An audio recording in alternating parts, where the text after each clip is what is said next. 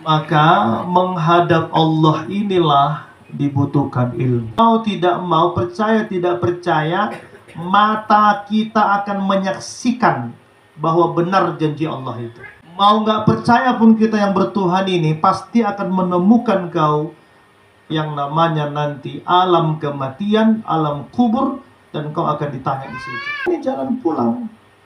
Bagaimana menyaksikan Allah? Makanya nggak boleh sombong. Orang yang sudah berzikir, bertorekoh nggak mau sombong. Kenapa nggak sombong? Dia sadari, nggak ada yang kupunya. Diriku nggak kupunya. Kalau dia sudah merasakan bahwa dirinya tidak ada yang dipunyainya.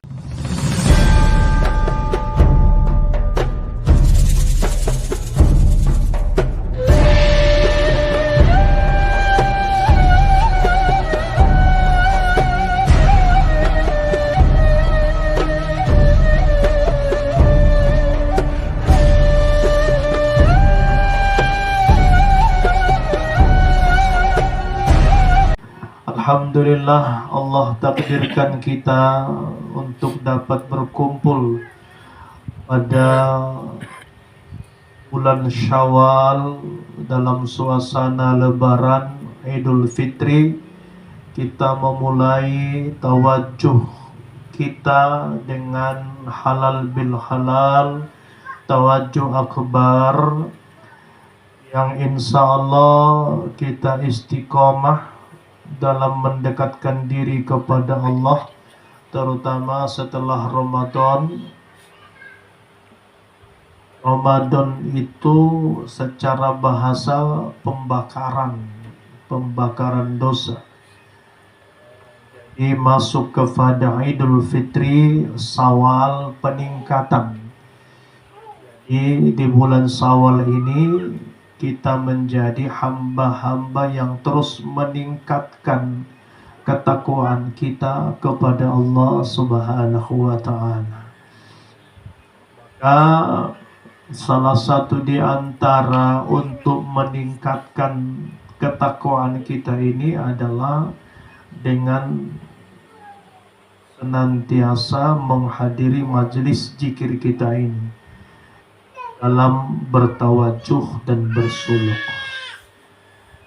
Karena Bapak Ibu yang dirahmati Allah, kita yang bertorekoh ini, yang bertawajuh ini, yang berzikir ini, tawajuh ini artinya menghadapkan wajah. Inni wajjahtu wajhiyal ladzi fataras samawati wal ardh. Kalau kita sholat iftitah. Jadi tawajuh ini secara bahasa menghadapkan wajah kita kepada Allah Subhanahu wa ta'ala yang dipimpin oleh mursyid, oleh guru dalam menuju Allah Subhanahu wa ta'ala. Dalam riwayat dijelaskan antara murid dan jamaah dengan guru itu seperti para sahabat dengan Rasulullah Sallallahu Alaihi Wasallam. Jadi kalau kita ini hidup di zaman Nabi, kita ini berguru langsung kepada Nabi. Karena Nabi sudah berpulang dan kita sudah tidak di zaman Nabi, terus meneruslah ini turun-menurun kepada sahabat, kepada tabi'in, kepada salafus soleh. Kemudian sampailah kepada kita di zaman ulama. Secara turun-menurun mengamalkan zikir ini tentu dengan guru yang bersanad, guru yang bertarombo, guru yang bersambung. Itu makna al-ulama warasatul anbiya. Ulama itu pewaris Nabi. Apanya yang diwariskan? Yang diwariskan itu adalah tauhid, risalah. Karena Nabi itu turun semua dalam rangka mentauhidkan Allah. Dari Nabi Adam, Nabi Nuh, Nabi Ibrahim, Nabi Musa, Nabi Isa, sampai kepada Rasulullah, semua itu mengajarkan untuk mengesahkan Allah, mengajarkan agar kita mengenal Allah. Bahkan Nabi Muhammad SAW selama berdakwah 23 tahun, 13 tahun di Makkah, kemudian 10 tahun di Madinah, itu lebih lama mengajarkan ma'rifatullah, tauhid di Makkah. Belum langsung sholat, tetapi tentang Allah dulu. Tanamkan dalam kalbu kita Allah. Ditanamkan Allah, ma'rifatullah, ditanamkan tauhid, agar kalbu kita ini senantiasa bersambung dan mengenal Allah. Karena Bapak Ibu, tidak ada gunanya hidup di dunia ini kalau tak mengenal Allah. Karena kita semua nanti bakalan digulung ya, digulung. Mau kaya, mau miskin, mau dia beragama, tidak beragama, mau dia taat, mau tidak taat, mau pejabat, mau tidak pejabat, mau tidak peduli sama yang peduli, semua nanti ini akan digulung. Dan gulungan yang paling kecil, kiamat paling kecil itu adalah mati. Jadi kita ini Bapak Ibu, insya Allah 70 tahun ke depan gak ada lagi yang tinggal di dunia ini. Ada lagi tonton ya. Ada kira-kira yakin lagi tinggal di dunia 70 tahun ke depan ini? Gak ada. Semua kita masuk tanah. Maka menghadap Allah inilah dibutuhkan ilmu. Terutama kita yang muda-muda ini. Di zaman sekarang ini, zamannya muda-muda menuntut ilmu Allah. Karena ini zaman dunia gila sekarang ini udah ketinggalan orang kalau masih bermaksiat, masih berleha-leha. Itu sudah kuno. Sekarang zamannya dekat kepada Allah. Jadi sebelum kita digulung, sebelum kita mati, maka Nabi itu mengenalkan Allah. Karena kita dari Allah. Tidak ada semua kita dari Allah. Tidak ada sebego ini. Tidak ada yang dari setan ini semua. Semua ini datang dari Allah. Jadi supaya kita tahu kembali pulang kepada Allah.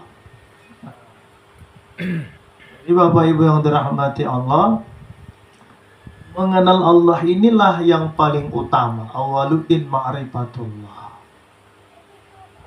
Jadi setelah mengenal Allah ini, baru kita hidup di dunia ini punya visi, punya tujuan. Sehingga kaya pun silahkan, mau jadi pejabat pun silahkan, mau jadi orang hebat pun silahkan, tapi kita sudah jelas ada tujuannya. Aku ini bertuhan. Karena kita ini Bapak Ibu, mau tidak mau, percaya tidak percaya, mata kita akan menyaksikan bahwa benar janji Allah itu. Percaya tidak percaya. Mau nggak percaya pun kita yang bertuhan ini pasti akan menemukan kau yang namanya nanti alam kematian, alam kubur, dan kau akan ditanya di situ.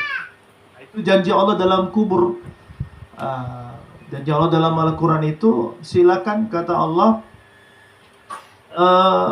Qul yatawaffakum malakul mautil ladzina ukila bikum summa ila rabbikum turja'un. Walau tara idil mujrimuna nakisu rusihim inda rabbihim rabbana absarna wa sami'na farji'na na'mal salihna muqinun. Nanti akan kau saksikan orang tak peduli, tak beriman kepada Allah. Bahkan ada yang berkata, nggak mungkin lagi sudah mati dibangkitkan. Ada lagi yang berkata, nggak mungkin ada pertemuan sudah menjadi tulang. Kata Allah, katakanlah kepada mereka, nanti matamu, telingamu akan menyaksikan bahwa kau akan bertemu kepada Allah. Dan saat itu akan kau berkata, Tuhan, aku udah saksikan, aku udah lihat, balikkan aku ke dunia supaya aku bertaubat, beribadah. Itu dalam surah Sajadah, ayatnya ada. Makanya innallaha la tukhliful mi'ad. Allah. Jadi coba yang dirahmati Allah, bersyukur kita sudah dikasih Allah petunjuk hadir di majelis ini. Semampu kita berusaha hadir, walaupun banyak pekerjaan, hadir. Kenapa ini jalan pulang? Jalan pulang. Itu janji Allah tadi. Jadi kata Allah ini sangat demokratis. Kata Allah, silahkan. Boloho dan percaya, silahkan. Mau kau main-main, silahkan, kata Allah. Terserah kau, kata Allah. Tapi kau akan kembali nanti. Itulah hebatnya. Jadi kita ini kan yang ingkar-ingkar ini sakit gigi pun sudah nangis sebenarnya. Dikasih Tuhan pun nanti sedikit sakit masuk rumah sakit udah menjeritnya sebenarnya. Tapi disitulah Allah ingin menunjukkan kebesarannya. Jadi jemaah yang dirahmati Allah, begitu kita sudah mengenal Allah, makanya hidup kita ini punya tujuan. Sehingga boleh kaya, silakan bekerja keras, silakan bertani, silakan jualan, tetapi hidupnya sudah punya tujuan. Tujuannya apa? Bahwa kita akan kembali kepada Allah. Tujuannya apa? Supaya kita ini senantiasa mengharapkan ridho Allah. Tujuannya apa? Supaya kita ini jangan terlena dengan dunia, jangan lalai kepada Allah karena dunia. Disuruh kita kaya, disuruh kita bekerja sesuai dengan apa yang diberikan Allah. Jadi masuklah kita torekoh, masuklah kita berzikir, mengenal Allah. Lewat apa? Lewat zikrullah, torekoh zikir. Maka kita berzikir. Apanya yang dizikirkan? Maka ini nanti ada tingkatannya. Mulai dari zikir 5.000, kemudian sampai kepada khalifah. Apa yang ditanam dalam kolbu Allah? Allah, Allah, Allah, Allah, Allah, Allah, Allah. Sampai bagaimana? Sampai merasakan nyatanya Allah. Bagaimana menyaksikan Allah? Ini dipahami bagus-bagus ya. Bagaimana menyaksikan Allah?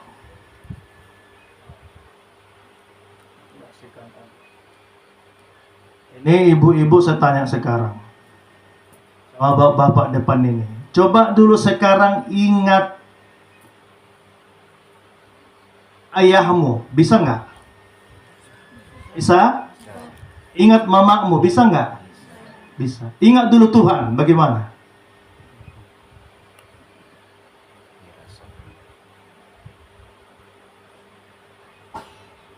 Kenapa kita bisa mengingat ayah? Kenapa kita bisa mengingat emak? Karena kita bertemu secara fisik, kita bayangkan wajahnya. Kan begitu. Lantas bagaimana cara mengingat Tuhan? Apakah Tuhan kita belum pernah bertemu? Sudah. Di mana kita bertemu? Di alam ruh. Apa dalilnya? Alastu birabbikum qalu bala syahid. Nah, kata Allah, wahai sekalian hamba-hambaku, di alam ruh sebelum kau jadi lahir ke dunia ini, ketahuilah aku ini Tuhanmu. Jadi semua kita ini sudah mengenal Allah. Sudah mengenal Allah. Lantas kenapa Tuhan tak bisa mengingat seperti mengingat ayah dan mak tadi itu? Kenapa nggak bisa mengingat seperti tadi itu?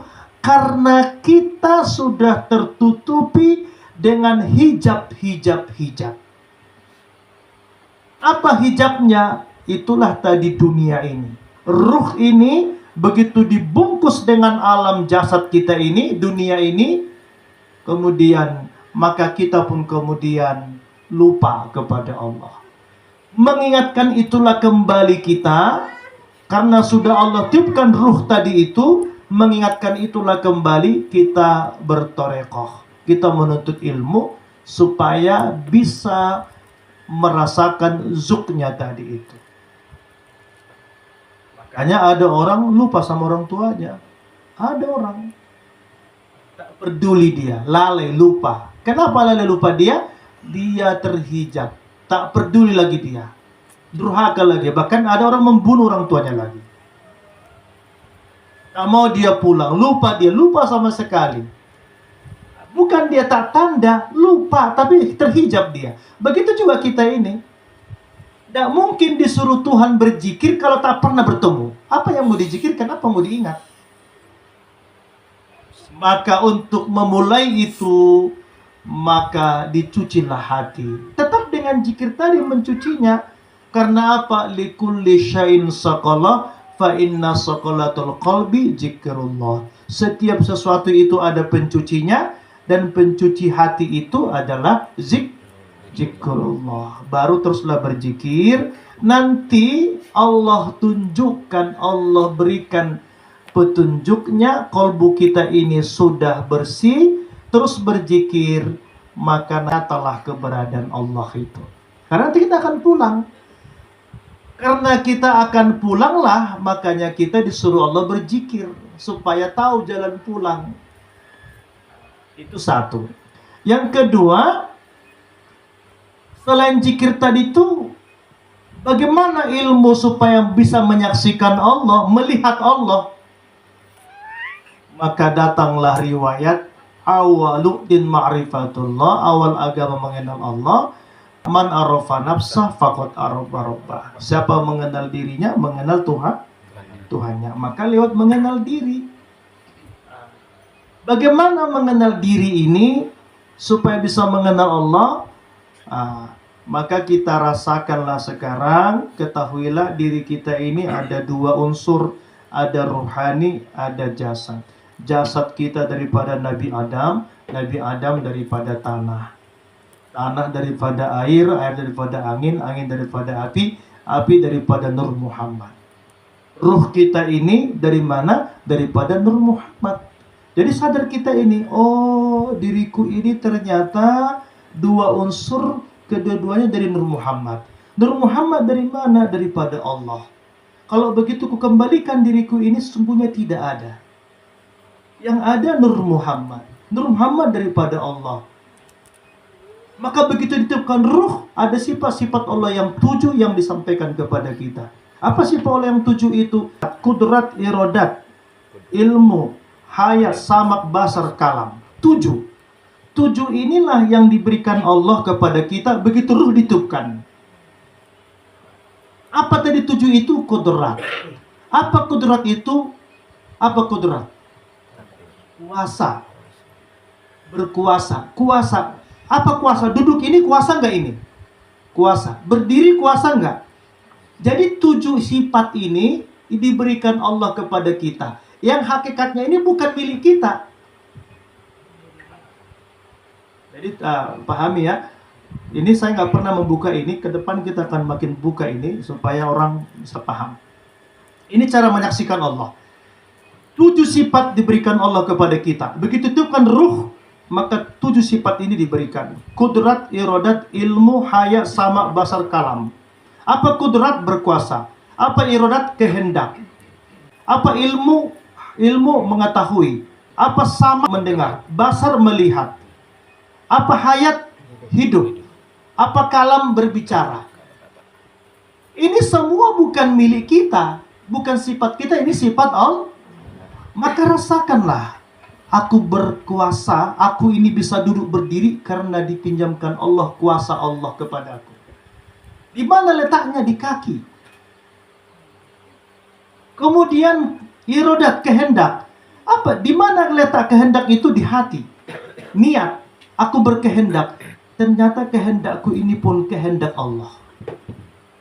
Apalagi kemudian setelah kehendak, ilmu. Ternyata pengetahuanku ini adalah ilmunya Allah. Di mana kita mengingat juga kalau dengan pikiran, dengan hati, ingatan Allah. Kemudian apalagi? Sama. Aku ternyata mendengar karena diperdengarkan, karena mendengar karena Allah, dipinjam ke Allah. Aku melihat ini, mata ini, kenapa ini bisa melihat? Karena dikasih Allah basarnya Allah. Melihat dengan penglihatan Allah. Kemudian apalagi setelah itu? Hayat, hidup ini. Di mana hidup itu? Napas ini. Ternyata hidup ini, aku pun hidup karena dipinjamkan Allah. Kemudian apa? Kalam, berbicara. Aku berbicara ini karena dipinjamkan Allah. Jadi rasakannya semua ini, bahwa sifat-sifat yang ada dalam hidupku ini, bahwa aku ini hidup karena sifat yang diberikan Allah, sifat Allah. Pertanyaannya, sifat bercerai nggak dengan zat? Sifat tak bercerai dengan zat. Kalau begitu sesungguhnya siapa yang ada ini? Siapa yang ada ini? Maka ruh itu ditiupkan kita menjadi bisa melihat, mendengar, berjalan, berkuasa. Disitulah Allah berikan sifat yang 7 ini. Begitu diberikan sifat yang 7 ini, maka kita pun sadar, kita pun hidup. Nanti kalau nanti ruh itu dicabut, maka dicabutlah semua ini. Karena ini semua masuk dengan tadi ruh hayat tadi itu. Makanya kalau sudah ditiup, kalau sudah dicabut ruh, masih punya mata nggak dia? Masih kan? Tapi bisa nggak melihat? Masih punya telinga nggak? Masih kan? Masih punya kaki nggak? Masih bisa nggak jalan? Udah bangke. Kenapa? Karena sifat-sifat tadi sudah kembali kepada asalnya. Paham kan? Sudah kembali. Makanya nggak boleh sombong. Orang yang sudah berzikir, bertorekoh nggak mau sombong. Kenapa nggak sombong? Dia sadari, tidak ada yang kupunya. Diriku nggak kupunya. Mataku rupanya akan dicabut Allah, telingaku dicabut Allah. Kalau dia sudah merasakan bahwa dirinya tidak ada yang dipunyainya, semua hanya karena sifat Allah. Sifat Allah tak bercerai dengan zat. Maka begitu dia berzikir, begitu dia sholat, sudah merasakan sifat-sifat Allah, maka nyatalah Allah dalam dirinya. Begitu nyata dalam dirinya, begitu takbir dia, Allahu Akbar, dia akan menyaksikan Allah. Bagaimana merasakan itu? Itulah dizikir. Maka dikuatkanlah kolbu zikir ini. Kalau udah sampai di khalifah, sudah dapat ini, kecuali zikirnya nggak dikuatkan. Karena la mawjud ilallah itu sudah itunya itu. Jadi sebelum kita pulang, kita sudah pulangkan ini waktu kita sehat. Paham kan? Sebelum kita berpulang sesuai dengan waktunya, kita sudah pulangkan waktu sehat. Makanya kalau begitu orang-orang yang berpulang itu, orang yang sudah mengerti ini, enak aja dia pulang.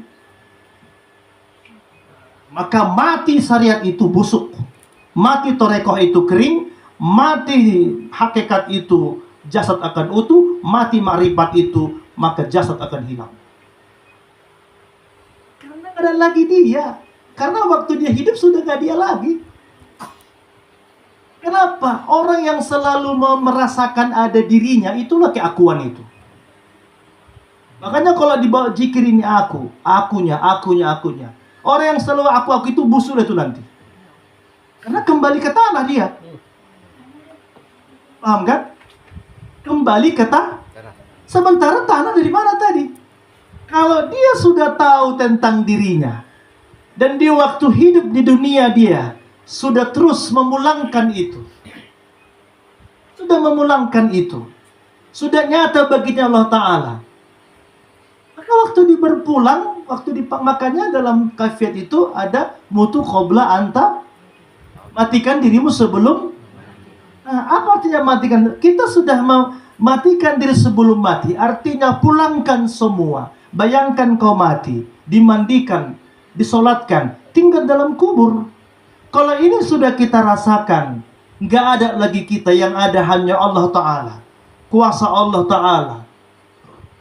Maka ketika pulang dia sudah aman.